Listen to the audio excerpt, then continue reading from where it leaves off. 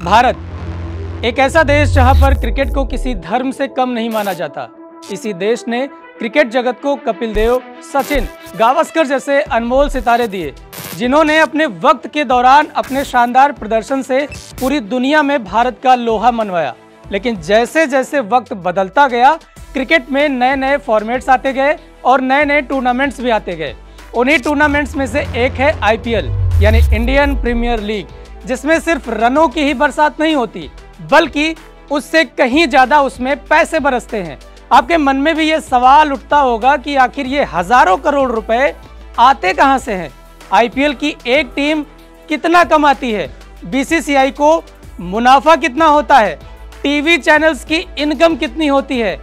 इन सभी सवालों का जवाब आज हम आपको इस वीडियो में देने वाले हैं। तो वीडियो अंत तक देखिएगा, क्योंकि आखिर में हजारों करोड़ के इस खेल का जो नंबर आप देखने वाले हैं वो आपके होश उड़ा देगा। IPL का क्रेज भारत में कितना है, आप इसका अंदाजा इस बात से लगा सकते हैं कि BCCI ने साल 2023 से 2027 तक के मीडिया राइट्स को करीब 48,390 करोड़ में बेचा है, और यह आंकड़ा 2018 से 2022 में बेचे गए मीडिया राइट्स के मुकाबले 2 गुना ज्यादा है। मीडिया राइट्स की बिडिंग के बाद BCCI सचिव जय शाह ने ट्वीट कर कहा कि अमेरिकन नेशनल फुटबॉल लीग के बाद IPL दुनिया की दूसरी सबसे महंगी लीग के रूप में उभरा है। साथ ही इसने English Premier League, Major League Baseball और NBA जैसे खेलों को पीछे छोड़ दिया है। IPL में पैसा पानी की तरह कैसे इस्तेमाल किया जा रहा है और इसमें होने वाला मुनाफा किस तरह रॉकेट की स्पीड से ऊपर की तरफ भाग रहा है, उसका सबसे सटीक उदाहरण अब मैं आपको बताने जा रहा हूं। 2008 में जब इस लीग की शुरुआत हुई थी तो उस वक्त 8 टीमों ने मिलाकर कुल $723 मिलियन खर्च किए। तो वहीं साल 2021 में CVC नाम की एक कंपनी ने एक अकेली टीम गुजरात टाइटंस को खरीदने के लिए करीब $740 मिलियन खर्च किया। सिर्फ एक एग्जाम्पल से आपको ये समझ में आना शुरू हो गया होगा कि IPL में पैसा किस रफ्तार से इन्वेस्ट किया जा रहा है। तो चलिए अब उस हिस्से पर आते हैं जिसके लिए आप बेसब्री से इंतजार कर रहे हैं, यानी IPL में कमाई होती कैसे है। पूरे IPL का बिजनेस मॉडल 3 हिस्सों में काम करता है। पहला सेंट्रल रेवेन्यू, दूसरा एडवर्टीजमेंट और तीसरा लोकल रेवेन्यू। पूरे IPL की इनकम का करीब 70% सेंट्रल रेवेन्यू से आता है, जिसमें मीडिया राइट्स और स्पॉन्सरशिप शामिल है। तो चलिए IPL की कमाई का पूरा बही खाता यहीं से शुरू करते हैं। सबसे पहली बात कि जो चैनल टीवी और ऑनलाइन के जरिए मैच दिखाती हैं, उसमें BCCI और टीम को कितना मुनाफा होता है। जब IPL शुरू हुआ यानी कि 2008 में 8 से 17 तक टीवी पर मैच दिखाने का लाइसेंस सोनी टीवी के पास था, जिसके लिए सोनी ने BCCI को करीब 8,200 करोड़ रुपए दिए। जिसके ठीक अगले साल BCCI ने फिर टेंडर ओपन किया कि अब आगे से टीवी पर मैच कौन सा चैनल दिखाएगा। 2018 में स्टार स्पोर्ट्स ने 16,347 करोड़ की बोली लगाकर लाइसेंस अपने नाम किया। जहां 10 साल का लाइसेंस सिर्फ 8,000 करोड़ में था, वही लाइसेंस अगले 5 सालों के लिए स्टार ने करीब 2 गुने दाम में बोली लगाकर खरीदा। 2023 से 2027 तक के मीडिया राइट्स को BCCI ने 48,390 करोड़ रुपए में बेचा। अगर आप देखेंगे तो 2018 से 2022 के बीच बेचे गए मीडिया राइट से ये दाम करीब 3 गुना ज्यादा है। ये लाइसेंस जितने में बिकता है उसका आधा पैसा BCCI अपने पास रखती है, बाकी का आधा पैसा सभी टीमों में बांट दिया जाता है। सिर्फ टीवी पर मैच दिखाने के लिए BCCI कितना कमाती है, अब आपको बता देते हैं। जान लीजिए कि कितना पैसा मिलता है। पहले 10 सीजन में मीडिया राइट्स करीब 8,200 करोड़ रुपए में बेचे गए, यानी कि BCCI ने हर साल तकरीबन 410 करोड़ रुपए कमाई की।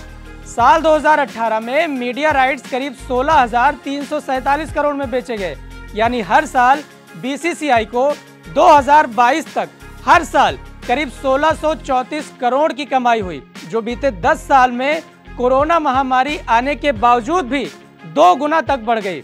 और इसी साल जब टीवी और ऑनलाइन प्लेटफॉर्म पर मैच दिखाने के लिए राइट्स 48,000 करोड़ में बिके, और अगर टीम और BCCI के बीच पैसा बांटने का जो नियम है उसमें कोई बदलाव नहीं हुआ तो बीसीसीआई हर साल करीब 4,839 करोड़ की कमाई करने वाली है। पहले 10 साल के मुकाबले 2017 से 22 तक में मुनाफा बढ़कर करीब 399% तक पहुंच गया और यही आंकड़ा 2023 से 27 तक 1180% तक बढ़ने वाला है। मीडिया लाइसेंस से कमाई करने के बाद बीसीसीआई को कमाई टाइटल स्पॉन्सरशिप से होती है। जैसा कि आपने देखा होगा, Tata IPL, DLF IPL, dream 11 IPL, यानी आईपीएल के आगे अपना नाम जोड़ने के लिए कंपनियां अंधा पैसा खर्च करती हैं, क्योंकि इससे उन कंपनियों के ब्रांड का खूब प्रचार होता है।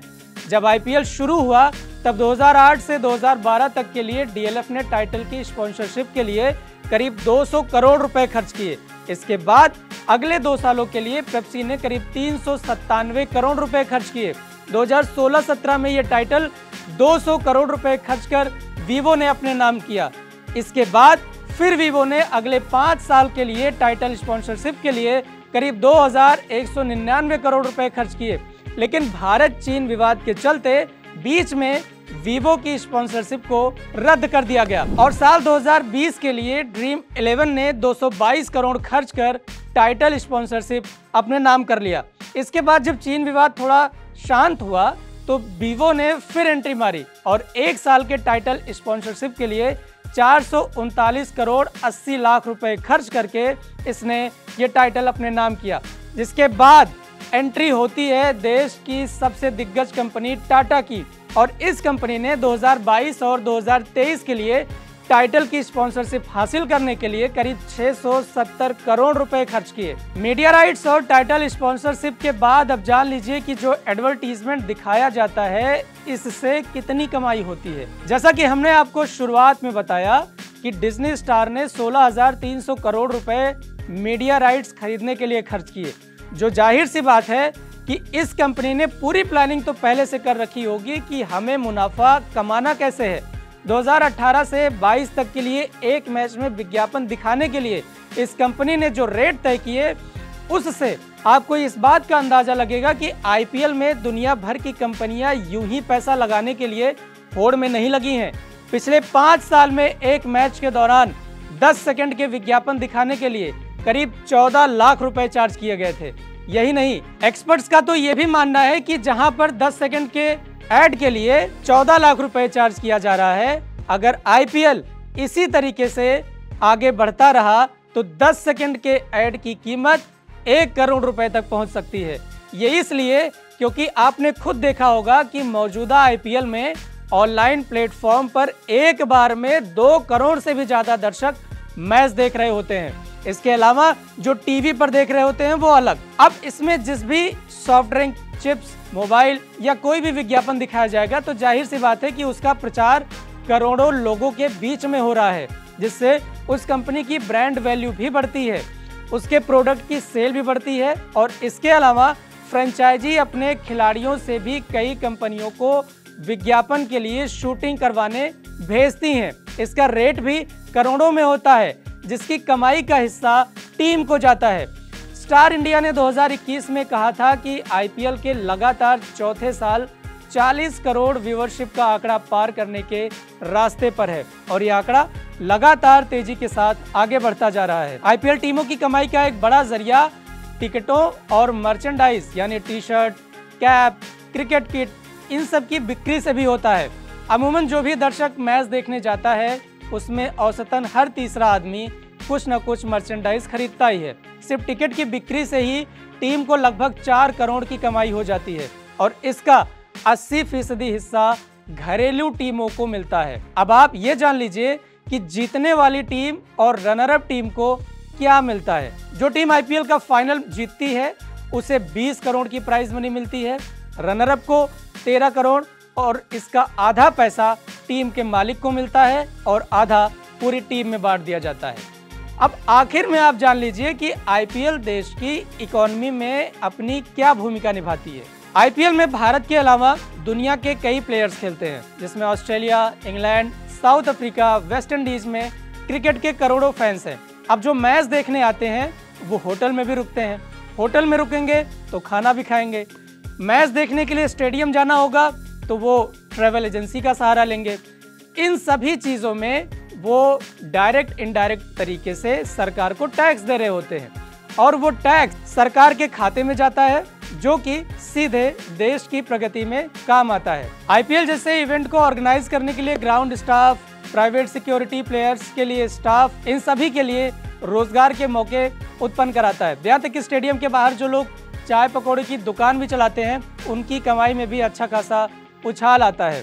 तो डायरेक्टली भारत की इकोनॉमी को बूस्ट करने में ये सारे सेगमेंट मददगार साबित होते हैं। उम्मीद है कि आपको इस वीडियो के जरिए ये समझ में आया होगा कि आईपीएल में बीसीसीआई और टीमों को कितना और कैसे मुनाफा मिलता है। आपको ये वीडियो कैसा लगा हमें कमेंट बॉक्स में ज़रूर बताएं और एबीपी लाइव को सब्सक्राइब करें।